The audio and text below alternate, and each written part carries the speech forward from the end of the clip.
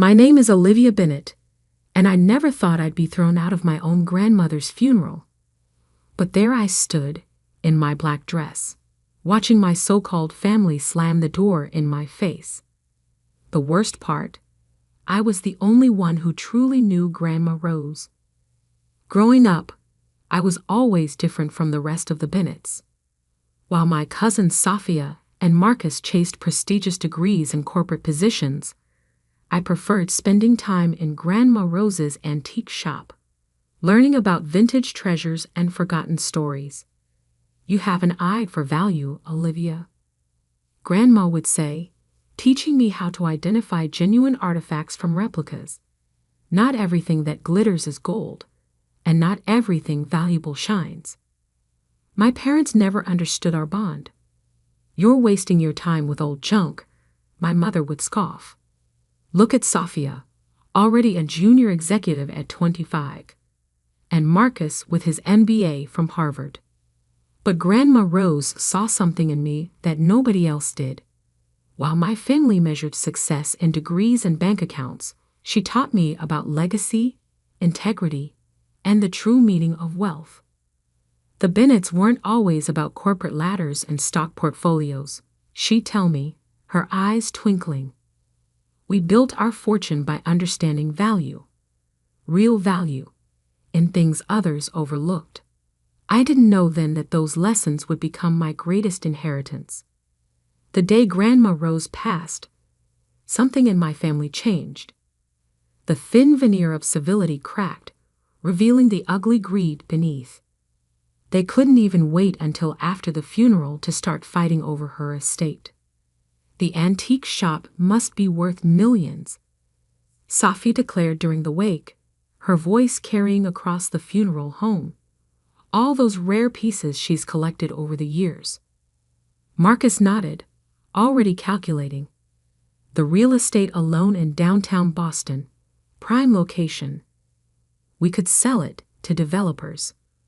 I stood in the corner, my heart breaking. They saw dollar signs where I saw memories. Each piece in that shop had a story, a history that Grandma Rose had carefully preserved. The funeral was a spectacle of false grief. My Uncle Thomas, who hadn't visited Grandma in years, suddenly couldn't stop crying about his beloved mother. Aunt Patricia, who once called Grandma Rose an embarrassing relic, now praised her traditional values. I sat in the back row alone. When I tried to say a few words about Grandma, Sophia cut me off. "We don't need to hear from the shop girl," she sneered. "This is for real family." Real family. As if spending every weekend for the past 15 years helping Grandma in the shop, listening to her stories, learning her craft, meant nothing. After the service, I headed to Grandma's house. Our Sunday tradition was to have tea in her library. But when I reached for the door, my mother blocked my path. "Where do you think you're going?" she demanded. "This isn't your home anymore." "I just want to," I started, but Uncle Thomas interrupted. "Get-out," he roared. "You don't deserve to be here. You're not even a real Bennett, just some charity case Rose felt sorry for." The words stung, but not as much as watching my family nod in agreement. Even my father remained silent, avoiding my eyes. "Grandma Rose was the only real family I had anyway," I said quietly, turning away from their hateful stares. Sophia's laughter followed me down the steps. "Enjoy going back to your little shop job.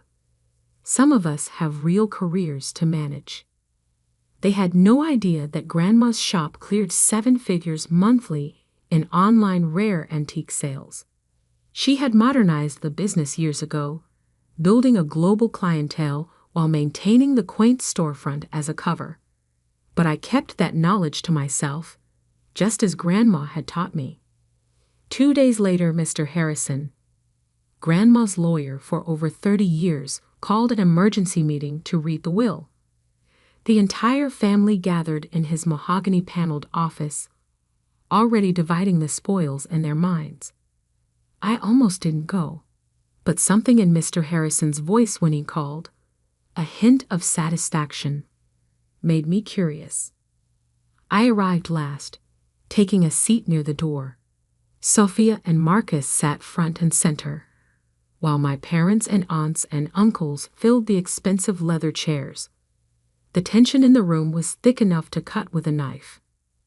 Mr. Harrison cleared his throat, adjusting his wire-rimmed glasses. "Before we begin, Mrs. Bennet," Rose left specific instructions about the reading of her will. He pulled out an envelope, sealed with dark red wax bearing Grandma's distinctive R insignia. She asked that I read this letter first. The room fell silent as he broke the seal. "My dearest family, if you're hearing this, I've finally taken my last antiquing trip. Don't waste money on an elaborate funeral. We both know most of you are only there to ensure your place in this will." Sophia shifted uncomfortably in her seat. "For years, I've watched this family forget what truly matters.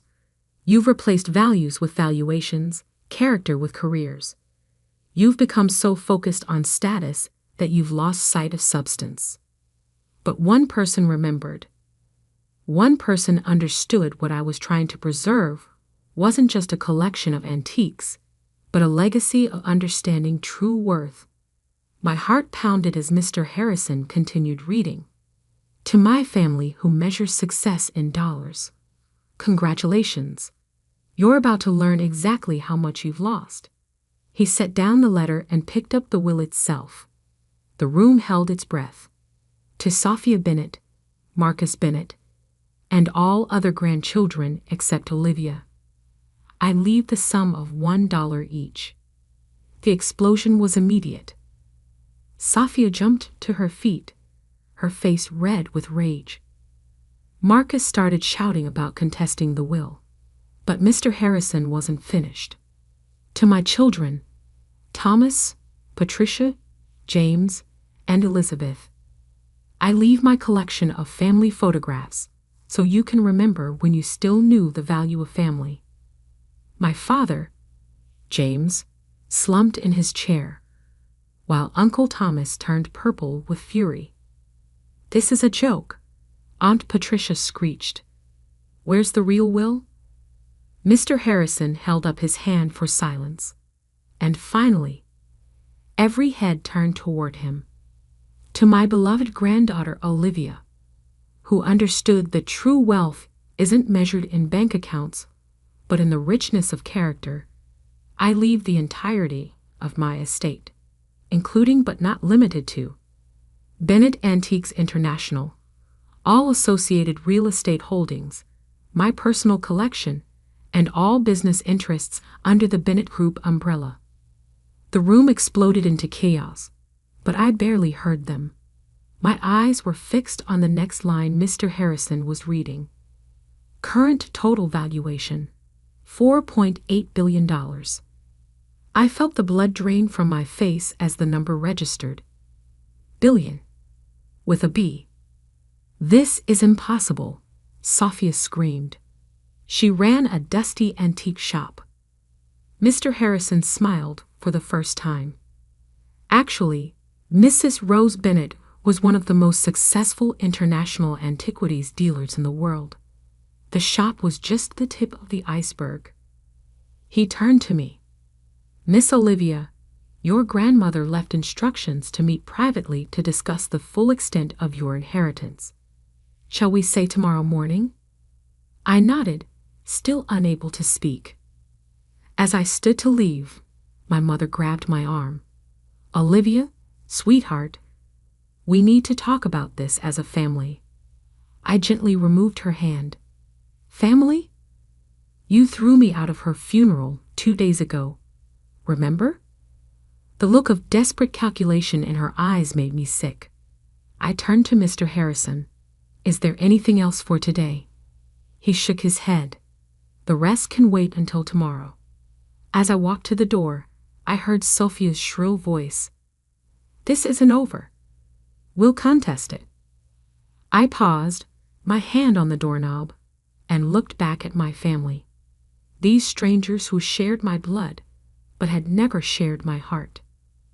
Grandma Rose always said the true value of something isn't in its price tag, but in how much you're willing to invest in understanding it. I met each of their eyes. You never took the time to understand her. Or me. The door clicked shut behind me, leaving them with nothing but the echo of their own greed. Walking down the street, I pulled out my phone and opened the last text I'd received from Grandma Rose, just days before she passed. Remember, my dear, the best revenge isn't in proving them wrong. It's in living so well that they realize, too late, what they lost. I smiled through my tears. Tomorrow would bring challenges. Learning to run an empire, facing legal battles from my family, stepping into Grandma Rose's formidable shoes. But for now, I just wanted to go to the shop, sit in her old chair, and remember the woman who taught me that the greatest inheritances aren't counted in dollars, but in lessons learned and love given. The antique shop bell chimed as I opened the door, its familiar ring welcoming me home. The morning after the will reading, I arrived at Mr. Harrison's office exactly at 9 a.m. The gravity of yesterday's revelation still hadn't fully sunk in. $4.8 billion. The number seemed almost abstract, impossible to comprehend. "Good morning, Miss Bennet." Mr. Harrison greeted me, gesturing to a leather chair. "I hope you're ready. There's quite a lot to discuss." He placed a thick folder on his desk, emblazoned with the Bennett Group logo, something I'd never even seen before. "Your grandmother," he began, "was much more than an antique dealer. The shop was just a front for a vast network of international art acquisition, authentication, and trading operations." He opened the folder, revealing complex organizational charts and financial statements. Bennett Group operates in 43 countries, with offices in London, Dubai, Hong Kong, and New York. You're now the owner of one of the largest private art and antiquities conglomerates in the world. My head spun. But how did no one know about this? Mr. Harrison smiled. "Your grandmother was a master of discretion. She operated through dozens of shell companies and subsidiaries. The public face was always just the charming old lady with her antique shop."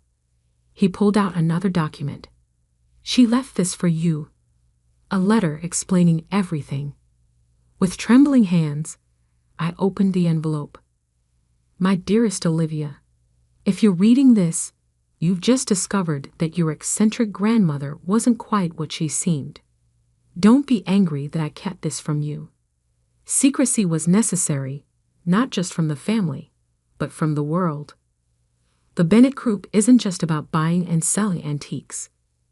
We protect history, preserve culture, and sometimes, when necessary, rescue priceless artifacts from those who would destroy or exploit them. Remember that Ming vase you helped me authenticate last summer? It wasn't just a simple verification job. We were preventing an international smuggling ring from flooding the market with counterfeits. I've watched you grow, learn, and develop the perfect combination of skills needed for this work. Your eye for detail, your instinct for authenticity, and most importantly, your understanding that value isn't just about money. You're ready for this, even if you don't feel like you are. Love, Grandma Rose. P.S. Check the hidden compartment in my desk at the shop. The red ledger will explain everything else." I looked up at Mr. Harrison. "Did you know? All this time?" He nodded. "I've been your grandmother's lawyer for 30 years. I helped her build this empire in secret. And now, I'm here to help you." Just then, his office phone buzzed. "Sir, the Bennett family is here. All of them." They're demanding to speak with you. Mr. Harrison raised an eyebrow at me. Your call, Miss Bennett. You're the boss now. I took a deep breath. Let them wait. We have work to do. The next few hours were a crash course in my new reality. The Bennett Group wasn't just wealthy, it was powerful. We owned auction houses, authentication laboratories, restoration facilities, and even a state-of-the-art security company specializing in museum protection. Your grandmother left detailed instructions for the transition, Mr. Harrison explained. She's been preparing for this for years. All key executives have been briefed. They're expecting you. My phone hadn't stopped buzzing all morning. Texts and calls from family members poured in.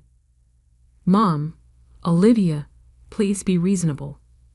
We need to discuss this as a family. Sophia, you have no idea how to run a business. You'll destroy everything. Uncle Thomas, this is elder abuse. Rose wasn't in her right mind.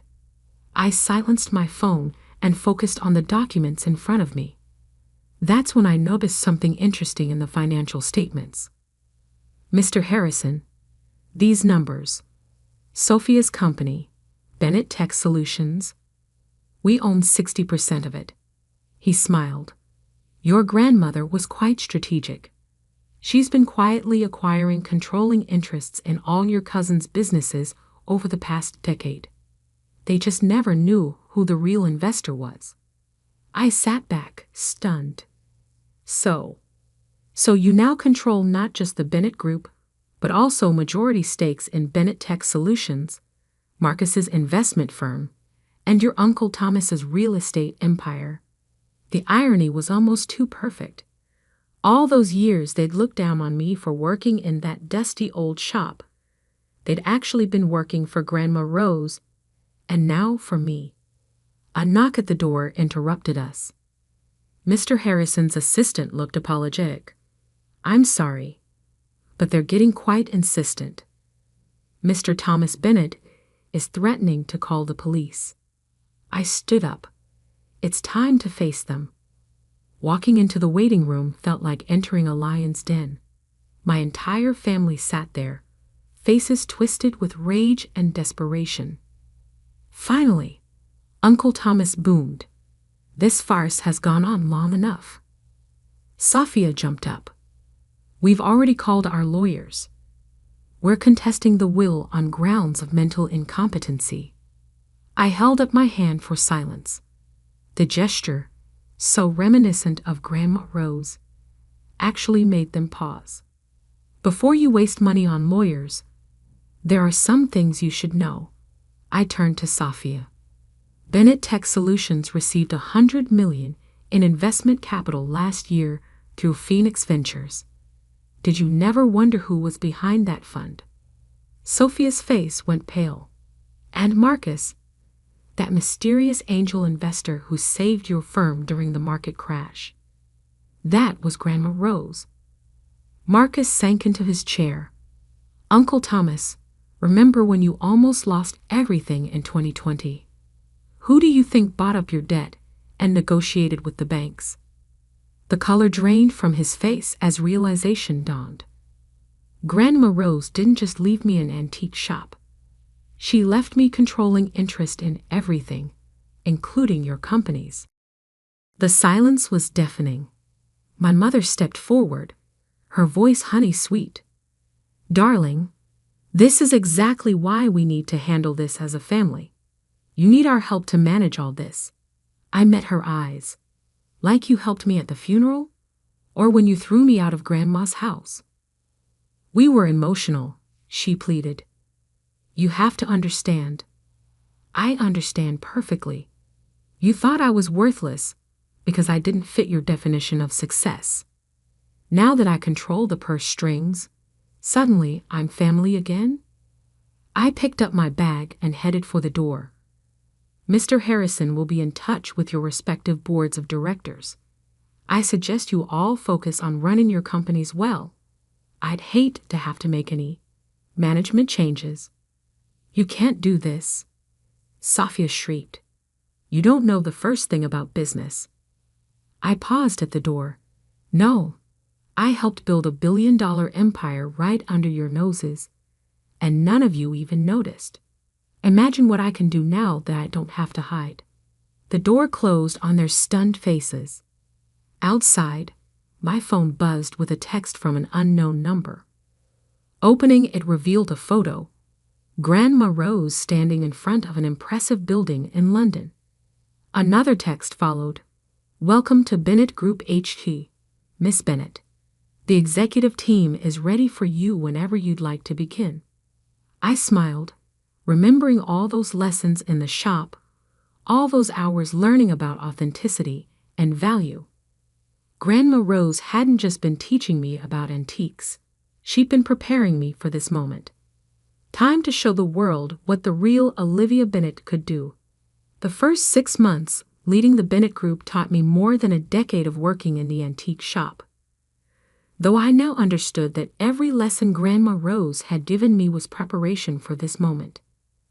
My first day at the London headquarters was surreal. The quaint antique dealer had run her empire from a stunning Victorian building in Mayfair, its austere exterior hiding ultra-modern offices within. Julia Chen, Grandma's executive assistant for 20 years, met me at the door. "Miss Bennett," she smiled warmly, "Rose told us you'd be ready." The executive team gathered in the boardroom, seasoned professionals who'd helped build this empire from the shadows. They'd all been briefed years ago about the succession plan. While my family saw me as the shop girl, these people had been prepared to accept me as their new leader. "Your grandmother left detailed briefings about every aspect of the operation," Julia explained, handling me a sleek tablet, "including contingency plans for your family's likely reactions." I scrolled through the files, amazed at Grandma Rose's foresight.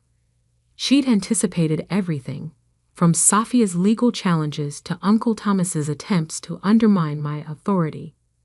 The first test came sooner than expected. Sophia, true to form, tried to orchestrate a hostile takeover of Bennett Tech Solutions, attempting to dilute the company's stock to reduce my controlling interest. I let her make her moves. Then in one board meeting, I revealed that Bennett Group owned not just 60% of her company's shares, but also held the patents to their core technology. Patents Grandma Rose had quietly acquired years ago. "You see, Safia," I said calmly as she sat there, face ashen. "While you were mocking me for working in a dusty old shop, I was learning how to authenticate not just antiques, but the true value of everything, including intellectual property." Marcus tried a different approach. He showed up at my office one morning, all smiles and reconciliation. "Come on, Olivia," he cajoled. "We're family. We should be working together. I could help you manage all this. It's what I went to Harvard for, remember?" I pulled out his firm's latest financial reports. "You mean like how you managed to lose $40 million in bad investments last quarter? The only reason your firm survived was Grandma Rose's safety nets." He left without another word. The real changes began 3 months in. I started consolidating the Bennett Group's scattered operations, bringing our various enterprises under a more cohesive structure. The antique shop remained our public face, but I expanded our authentication services, leveraging our expertise and technology. We launched a new division specializing in digital authentication of art and antiquities using blockchain technology, something Grandma Rose had been quietly developing before she passed. The market response was overwhelming. One morning, Julia brought me the Financial Times. There on the front page, "Bennett Group emerges from shadows, the secret giant of the art world." The article revealed the true scope of our operations to the public for the first time. By evening, our stock had jumped 30%. My phone exploded with messages from family members who'd previously sworn never to speak to me again. Mother, darling, we're so proud of you. When can we discuss my role in the company? Uncle Thomas, blood is thicker than water, Olivia. Let's talk about synergies between our businesses. I archived their messages without replying. Instead, I focused on building something new. The Bennett Authentication Institute opened its doors 6 months after I took over, a state-of-the-art facility combining traditional expertise with cutting-edge technology. We offered training programs for aspiring authenticators, scholarships for art history students, and resources for museums and collectors. The real satisfaction came from the small victories, like when Sophia's company lost a major contract because their patents were suddenly under review by Bennett Group's legal team, or when Marcus's firm had to publicly disclose that their major investor, us, was pulling out, triggering a stock price plunge. I didn't do it out of spite. Every move was strategically sound, designed to strengthen the Bennett Group's position. That it happened to humble my arrogant family was just a satisfying bonus. 1 year to the day after Grandma Rose's funeral, I stood in the antique shop, now restored to its former glory. While we'd expanded globally, I kept this place exactly as it had been, the heart of our empire, hiding in plain sight. The bell chimed as the door opened. My mother walked in, looking older and tired. The prodigal mother returns, I said, not looking up from the ledger I was reviewing. Olivia, please. Her voice cracked. We were wrong. I was wrong. I know an apology isn't enough, but... You're right. I cut her off. It isn't. Finally, I looked at her. Do you know what Grandma Rose told me the day before she died? She said, Olivia, success isn't about proving them wrong. It's about proving yourself right. I closed the ledger. I'm not angry anymore, Mom. I'm just done. You all showed me exactly who you were at the funeral. Money didn't change you. It revealed you. We can change, she pleaded. Give us a chance. I smiled, feeling a weight lift from my shoulders. You don't need my money to change. If you really want to prove you've learned something, go build something of your own. That's what I did. After she left, I went up to Grandma's old office, my office now. The hidden compartment in her desk still held secrets she'd wanted me to find. Letters, photographs, journals documenting the real history of the Bennett Group. One photo caught my eye. Grandma Rose as a young woman, standing in front of the shop on opening day. She looked so much like me. That same determined glint in her eye. My phone buzzed.